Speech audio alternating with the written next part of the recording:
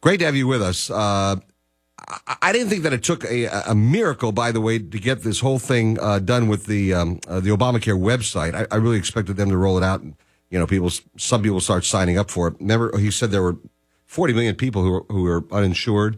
They say now he's saying about 500,000 have signed up for it, which leads me to wonder about the other 39.5 million. But latest poll out also shows that 12% of the people, 12% say, "Oh, it's going pretty well," which leads me to believe that 88% are going, "Yeah, and what are they smoking?" That kind of a thing. So, the question was, obviously, I was talking about, I've got a website. I think it took a couple of weeks to develop it. And in fairness, it's not as sophisticated as I guess the Obamacare website is supposed to be. But I was curious, just, how long does it take to develop a website? And is 3.5 years, should it have been enough time to get this whole Obamacare website going? And for that, of course, I have to turn to my website and internet guru, who knows more about this stuff than I'll ever know, and that is Kevin Richards, Ventura Web Design. And by way of disclosure, of course, Ventura Web Design did design my website. They did a beautiful job with it. Kevin, thanks for being with us. Hey, good morning, Alan. I know you think it's Friday, but it's not. It's Wednesday. That's right. It's hump day. That's right. But I wanted to talk to you about this because of this whole website glitch situation. The president we know now, Kathleen Sebelius, said never stayed on top of it. He knew nothing about the glitches whatsoever, and he thought everything would roll out and he could get out in front of the cameras and go, look at me, but it didn't work out that way. 3.5 years, should that have been enough time to have developed this, or should it have been like 5 years, like Kathleen Sebelius is saying? If we only had 5 years, we could have done it. Well, there's a lot that goes into building a website, of course. In my company, we build e-commerce websites. So what that means is, if you want to buy something online, that's what the kind of websites we build. So why that's relevant is you can have a lot of people on the website at the same time trying to buy a particular product. So you have to plan for what's called capacity. You have to have enough capacity to serve as many people as you think are going to be coming to your website. And then you also have to worry about the load balance on your servers. You got to make sure that they're going to be able to handle that traffic, and they're also going to be able to process whatever it is you're trying to have them do. Certainly an e-commerce website, even some of our bigger ones, are nothing like what the government's trying to do with the current healthcare website, but definitely it seems like there were some issues that weren't really all the way thought through. Like what? Like the numbers of people that might be trying to get on it and making the thing crash, or what? Yeah, the rollout on one particular day for the entire nation seemed like a mistake to me. If you're going to have 350 million people logging into one website all on the same day, seems like a problem to me waiting to happen.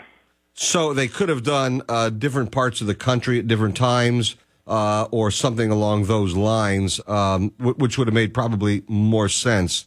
But what they did was they released it October 1st, and they said, you all have to be signed up by, we're going to implement this by January 1st. So that gives you 3 months for 300 million people, basically, to log on. Right. I'll give you an example that we work with. We're partnered with Yahoo and Yahoo Small Business, and when they roll out a new feature, what they do is they choose a select number of stores to roll it out to, and they test it on those stores. They check for load balance. They check for everything that they can, foresee being a problem. And then they start adding more server farms and start adding more stores to that particular feature so that it's not a problem when everyone tries to start using the same feature at the same time. So how could he have done it? I mean, was I right in saying, you do part of the country, you do this third or this quarter or these states or whatever it is for the, for the first bit, you roll it out to see if there are any glitches. And then if there aren't, you move on, whatever glitches you turn around and you do. I mean, could he have done that? Certainly, I don't, pretend that I know how to build, a site that big, but I would definitely agree with you. Yes, maybe rolling it out by states or regions would have been a good idea. Any other way than what it was done, because obviously there's people who are, getting the timeout errors, the server not available errors, and in private business, if somebody's trying to visit a website and they get the server not available, they just go somewhere else and they don't buy from our clients. So when we build a site, we make absolutely sure that doesn't happen. Wow. All right. I just had to find out from an expert, about this whole thing, because I think that that his administration has been remiss. And then, as I mentioned earlier, you may not have heard me say it, but Larry Sabato was on, who's the author of a new book on Kennedy, John Kennedy.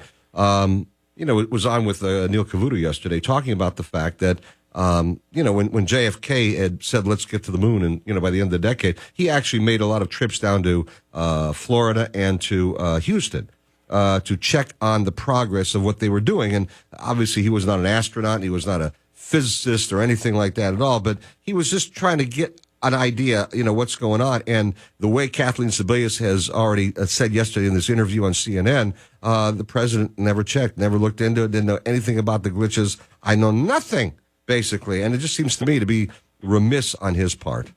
Personally, I have certainly heard a lot about leadership in the last couple of days listening to the news. And, I can definitely tell you, I certainly don't know all the things that my employees know. My guys are great. I really try hard to hire people who are smarter than I am in their particular areas of expertise.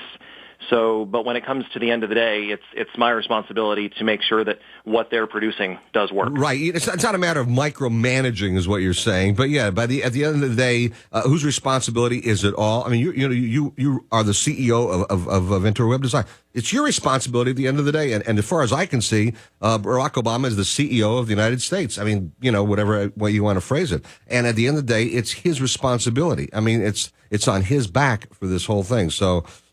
Yeah, I absolutely agree with that. Listen, I appreciate you doing a Friday and a Wednesday with me, but on Friday we'll do it again for sure. Hey, no problem. We'll talk to you soon. Look forward. Thanks so much for joining us. Kevin Richards from Ventura Web Design. You want to find out more about Ventura Web Design, you can go to allenstock.com, and on the right-hand side of the page, they've got the icon right there. You can click onto that and find out more about how to contact Kevin Richards or the folks at Ventura Web Design.